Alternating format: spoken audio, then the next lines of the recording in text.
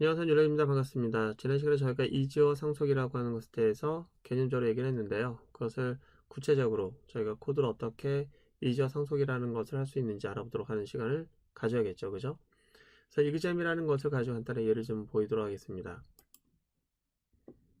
저희가 율렉 이그잼이라고 하는 그런 콘솔을 갖고 있다고 할게요. 그리고 거기서는 율렉 고등학교에서 또는 율렉 아카데미에서 사용하고자 하는 그런 시험 과목이 조금 다른데 컴퓨터 과목이 포함된 율렉 이그잼이라고 하는 그런 데이터 기체가 필요한 거예요. 자, 그게 바로 지난번에 설명드렸던 이쪽에 있는 아이언복과 비슷한 거예요. 자, 그런데 이제 보니까 이그잼이라는 것이 있는 거예요. 물론 소스 코드는 없습니다. 바이너리로 되어 있는 녀석인데요. 이것과 비슷하죠. 그렇다면 우리가 이거를 틀로 쓸 것인가, 그러니까 부품이 될 수는 없는 거예요. 둘 다 이그잼이니까. 그러니까 이걸 틀로 쓸 것인가, 이 틀에다가 이것만 살짝 얹어서 덧칠해 가지고 쓸 것인가, 아니면 내가 새로 만들 것인가, 이런 건데요. 당연히 기존에 있는 코드가 거의 흡사하게 돼 있고 다 구현이 돼 있다고 하면은 당연히 이지어 상속해 가지고 틀로 갖다 써야죠. 이지 상속이라고 하는 건 뭐예요? 이지어. 얘는 틀로 쓰겠다는 거죠. 자, 그럼 내가 틀로 쓰겠다. 그런데 만약에 이제 소스 코드를 사용한다고 하면은 여기다가 그냥 컴퓨터 과목 추가하면 되겠죠. 그런데 소스 코드가 없으니까 추가할 수가 없는 거고요. 이거를 틀로 쓰겠다라고 하면은 이지어 상속을 받아서 이걸 그대로 물려받고 여기다 추가하는 방법으로 하면 실질적으로 코딩량은 이렇게 되겠죠. 코딩량은 여기 있는 거 갖다 쓰는 거니까 여기에는 이것만 추가하면 되는 형식으로 있어야 되겠죠. 대신 이것을 틀로 쓴다고 해서 이 클래스를 안 만드는 건 아니에요. 얘도 클래스를 만들고 이 녀석을 틀로 쓰겠다, 그렇게 하는 겁니다. 자, 이걸 자바 코드로 어떻게 구현할 수 있는지 한번 좀 알아보도록 할게요. 자, 저희가 여기 지금 OOP 자바 프로젝트라고 했는데 잘 됐네. 이 녀석을 가지고 저희가 이걸 재사용해 보면서 작업을 할 건데, 그런데 이걸 갖다 쓸 때 저희가 지난 시간에 이그잼이라고 하는 녀석을 바이너리를 만들어서 여기 레퍼런스 해가지고 갖다 쓰는 예제를 다뤘었는데요. 자, 여기서 그 예제를 이어가도록 하겠습니다. 일단 여러분들이 여기에서 국어, 영어, 수학이라고 하는 과목을 갖고 있는 이그잼을 썼는데 저희가 필요한 건 이게 아니고 율렉 이그잼인 거예요. 뭐 기존에 사용할 수 있는 그 틀이 없으면 새로 만들어 하는 겁니다. 그래서 이 녀석을 새로 만들려고 마우스 갖다 대고 자, 크리에이트 클래스 합니다. 같은 패키지에다가 이제 피니시 눌러서 만들게 되는데 여기서 이제 암담한 거예요.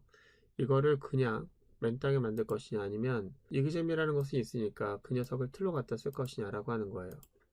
자, 틀로 갖다 쓸까 말까요? 일단 한번 틀로 갖다 쓰는 걸 한번 해보자 이거죠. 익스텐즈 합니다. 이그잼 합니다. 이 이그잼은 그 바이너리 녀석인데 임포트 해가지고 쓰게 되면은 요거를 물려받은 거예요. 그 상태에서 보시게 되면은 자, 이그잼이란 녀석의 오버로드 생성자만 없애고 이렇게 하시게 되면은 자, 그대로 쓸 수 있는 거예요. 이 빨간 줄이 거진 거는 이거 저장을 안 해서 그런데요. 저장을 하고 자, 이렇게 하면은 일단 토탈이라는 녀석 그냥 쓸 수 있는 거 볼 수 있을 거예요. 저희가 여기 보시면은 저장 안 했지만 여기는 어떤 코드도 없죠. 어떤 코드도 없는데 토탈이라는 녀석 쓸 수 있다는 거예요. 와, 신기하죠? 한번 실행해 볼까요? 와, 0이네요. 잘 나오죠, 그죠? 그러면 이건 될까요? 이그잼에서 점 찍어서 셋. 우와, 다 있네요. 여기다가 잉글리시 한번 10 해볼까요? 그럼 총점이 어떻게 나올까요? 그쵸? 와, 10.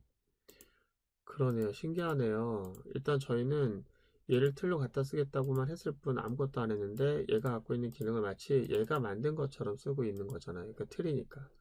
그러니까 부품으로 쓸 때와 크게 차이점이 있는 것은 뭐냐면, 부품으로 쓸 때는 얘를 부품으로 만약에 갖다 쓰게 되면은 이 안쪽에다가 하겠죠. 이렇게 이게짐에서 이게 해제 상속이죠.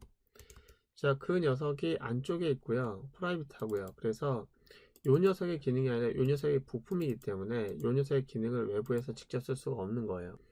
마치 얘가 만들어 놓은 것처럼 쓰고 있잖아요. 지금 얘는. 그쵸? 그러니까 이게 바로 틀로 갖다 썼을 때의 문제입니다. 그러니까 틀로 갖다 쓴 것은 외부에서 만약에 이 소스를 들여다보지 않은 이상 이거는 이제 얘가 만든 걸로 이해하는 거예요. 그쵸? 그렇구나. 대단하네요.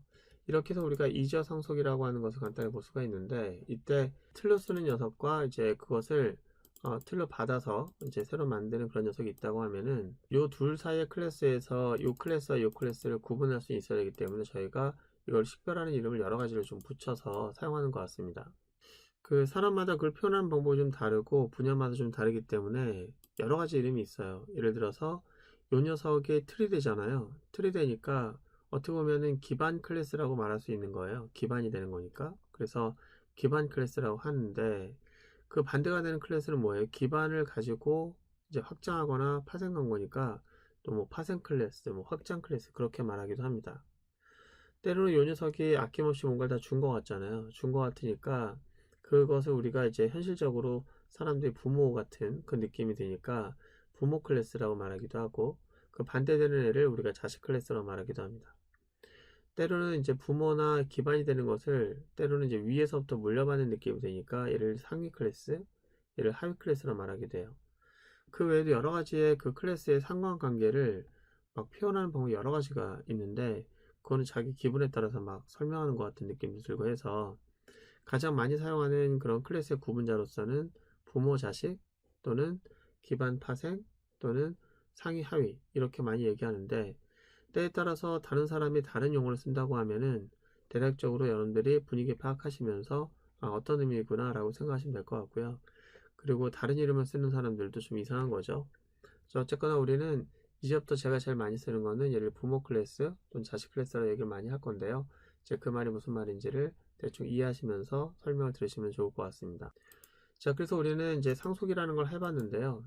이게 바로 이지어 상속이고요. 틀로 갖다 썼는데 틀로 갖다 썼을 때는 마치 부품의 향기를 전혀 느끼지 못하고 그 녀석이 직접 구현한 것처럼 느껴지는 그런 함수가 됩니다.